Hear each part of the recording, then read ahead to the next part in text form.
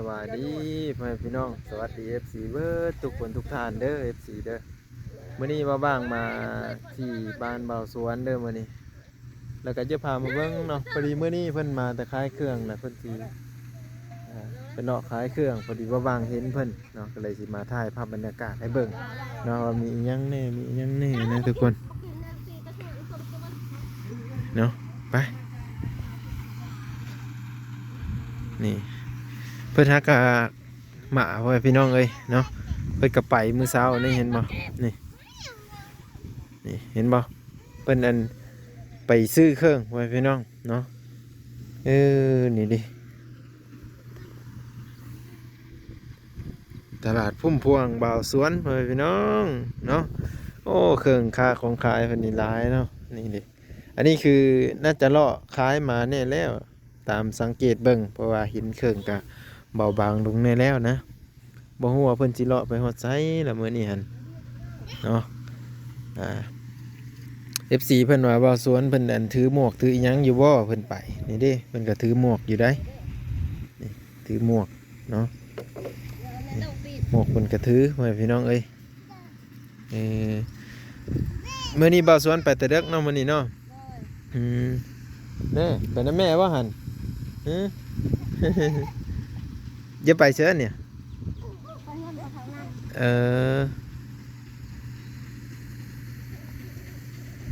อันนี้คือเครื่องขายของบ่าวสวนนี่น่าจะขายมาแน่แล้วมีเอียงแน่เนาะบางคนอาจจะอยากฮู้เนาะตลาดพุ่มพวงบ่าวสวนบักทั่วเนาะเด็กข้าวผัดข้าวจี่ขนมเนาะจี่ขนมทุกคนเพิ่นน่ะสิเลาะขายแถวนี่แล้วว่าซั่นนะแล้วก็มักแตงเนาะข้าวจี่หมักไม้เนาะตลาดบ่าวสวนพี่น้องเนาะนี่เห็นบ่FC คอมเมนต์มาอยู่บ่าวสวนเอ้ยเพิ่นว่าบ่าวสวนตั้งแต่ยังบ่ได้เฮือนบ่ได้รถนี่คือแต่งตัวดูดีว่าซั่น เพิ่นว่าวัดบ่าวสวนมีเฮือนมีรถผัดมีแต่งตัวว่าซั่นบ่แต่งตัวห้ามบ่แต่งตัวบ่หล่อแต่เก้าคือล่อแท้ FC ว่ะเพิ่นกันยากเวียกนั่นแหละพ่อแม่พี่น้องบ่ได้มีโอกาสได้แต่งโตซั่นซะเอาสิแต่งตัวก่อนแต่งตัวก่อนก็ได้บ่ได้บ่เป็นหยังดอกก็บ่ได้มีอันบ่าวสวน FC ถามว่ามีอยู่บ่อันเสื้อหมวกอยู่บ่ยามเวลาไปขายหั่นใส่อยู่ใส่หมวกกันน็อกข้างในเนาะใส่หมวกกันน็อกข้างในตัวนี้คือป้องกันชีวิตก็แม่นเพิ่นพี่น้องป้องกันอุบัติเหตุต่างๆนั่นแหละในการใส่หมวกกันน็อกในการขับขี่น้องบ่าวสวนก็ได้มีระเบียบคือกันพี่น้องเนาะในการขับขี่ในการไปการมาว่างก็มาอัปเดตในตอนเช้าเด้อพี่น้องเด้อปกตินี่ซ้ำนี้นี่บ่าวสวนไปฮอดบ้านอื่นแล้วแต่ว่ามื้อนี้เพิ่นมีกิจกรรมก็คือเพิ่นสิผูกแขนเบ้านงเนาะเพื่อสมนาบุญคุณผู้รักผู้ใหญ่ที่ได้สนับสนุนในการดำรงชีวิตในการเฮ็ดธุรกิจของเพิ่นนี้เนาะเพิ่นเลยมีความรู้บุญคุณเนาะบ่สวนเนาะเอาสบายดีก่อนบ่สวนสบายดีสบายดียามเช้าอันนี้ยังอันนี้คือมะขามนี่ยังบ่ทันได้ส่งเพิ่นมาแล้วเมื่อกี้นี่หั่นเอาไปขายตลาดแล้วไม่ได้พอกันเพิ่นสิมาตอนเที่ยงอีกโอ้เนี่ยเดี๋ยวบ่สวนสิกลับมาทันอยู่บ่แหละเจ้าสิกลับมาทันอยู่บ่ทันเฮามีหมู่ครูพวกลายคายหมดไว้อยู่ดอกแบบเรื่องเคยเนาะเพิ่นก็ซอยขายมาแต่ตะแล้วเพิ่นละนี่ก็ส่วนขายมาแต่ตะแล้วก็เริ่มบางไปแล้วเนาะอย่าอยู่ในประตูเริ่มบางอันนี้คือว่ามะขามนี่ยังบ่ทันได้ขายยังไม่ทันได้ขายเด้อ FC เด้อตอนเที่ยงอย่าดื้อตอนเที่ยงนี่ส่งมันบ่ตอนเที่ยงนี่เพิ่นสิมาเอาอันนี้ก็พาบ่นงพาแม่มากินบ่นงเพิ่นยังเข้าไปเมืองสวนบ่นงเพิ่นยังเข้าไปอัพคลิปอยู่ก็เลยเฮามาผ่านกันกินอย่างนี้แหละอันนี้ก็เฮาไปซื้อเครื่องให้แม่แล้วก็ออกมาพี่น้องเอ้ยอย่าดื้ออย่าดื้ออันนี้แป้นบ่ เอารถจักรขึ้น โอ้รู้จักคืนนี้เนาะ บ่ได้มีเสื้อแต่งตัวได้ทรง2โตนี่ เนาะ เสื้อก็เสื้อแขนสั้นมีแต่แขนสั้นไปบ้านเพิ่นนี่อยากใส่แขนยาวแน่เนาะ แม่นแหละ อันนั้น เพื่อ สื้ก็ ป้องกันขี้พุ่น ป้องกันต่างขี้พุ่นป้องกันหลายอย่างแล้วพี่น้องเอ้ยบ่อันมื้อนี้ลงไปเท่าเด้อมื้อนี้ซื้อเครื่อง มื้อนี้หันบ่ได้หลายมื้อนี้เบิด600,000มื้อนี้ โอ้600,000 1,000พ่อแม่พี่น้องเนาะ1,000 บาท อันนี้คือเพิ่นขายมาแน่แล้วอันนี้ สบายดีจ๊ะ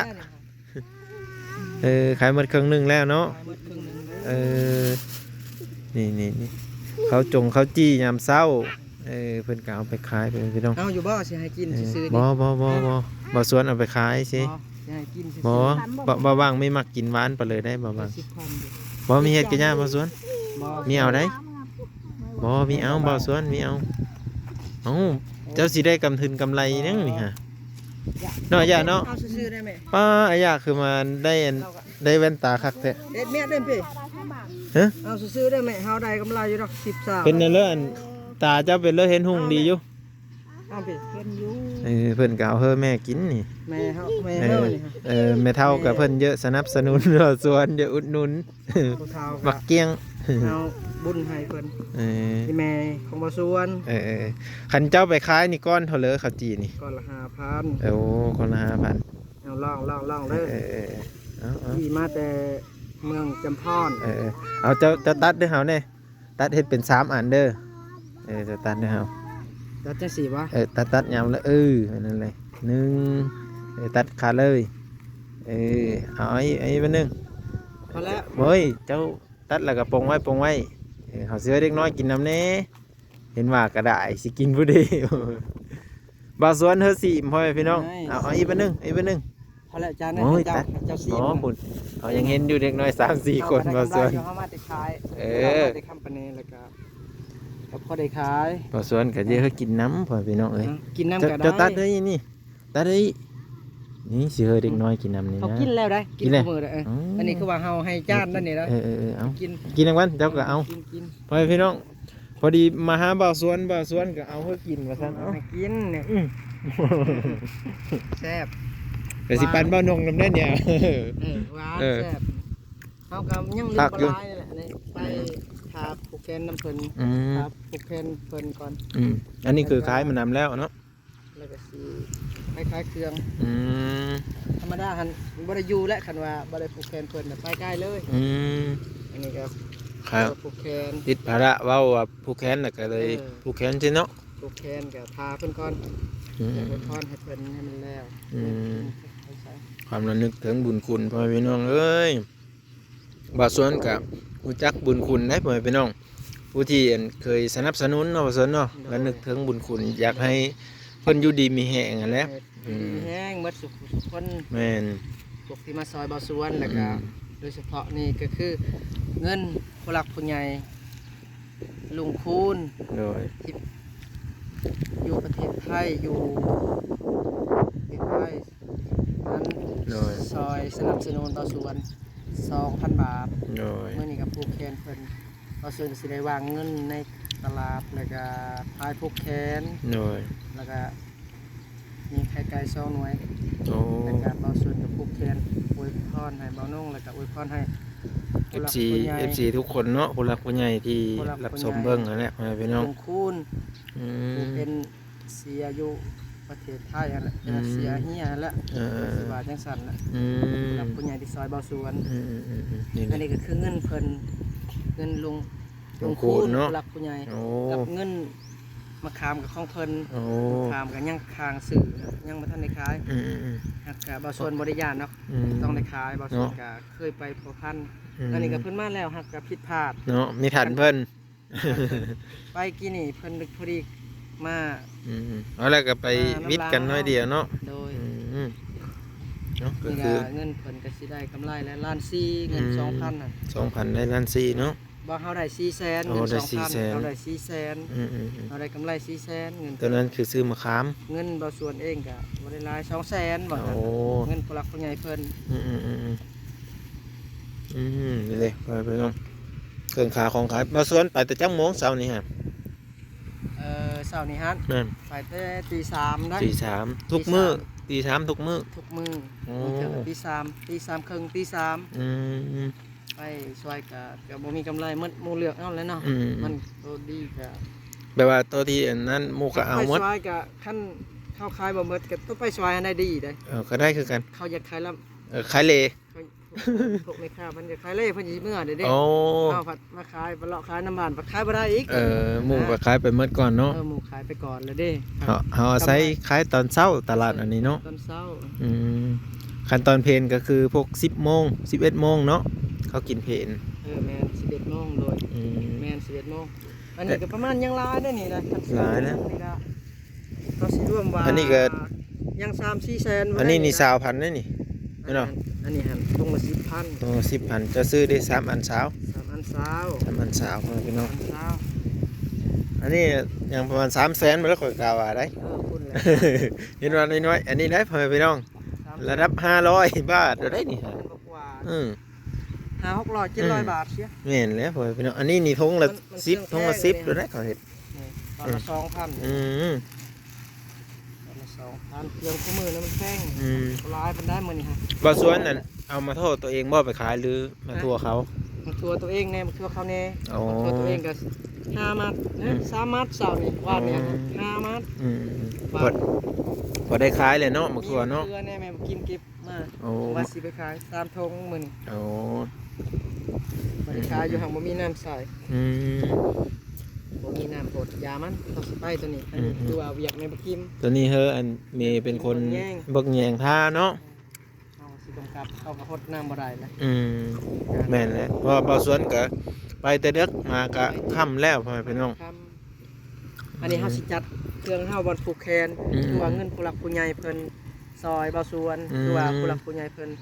ลงคูณ อืม อยู่ประเทศไทย โอ้ ซอยเฮาสิจัดอยู่นํกันกับรถเครื่องอยู่ในรถนี้ อื อยู่ ม ในเตียงนี้ เพิ่นสิจัดท่าเบาหนงว่าซั่นนะ แล้วก็สิผูกแขนให้เพิ่น อ๋อๆ สิ มา อวยพรให้ มา เพิ่น บ้าบ้างก็สิหามซอยเพิ่นแล้วซะเพิ่นสิจัดไว้บ่อนเหลือแน่เอาบ่อนห่มบ่หรือเอาอยู่บ่อนพิ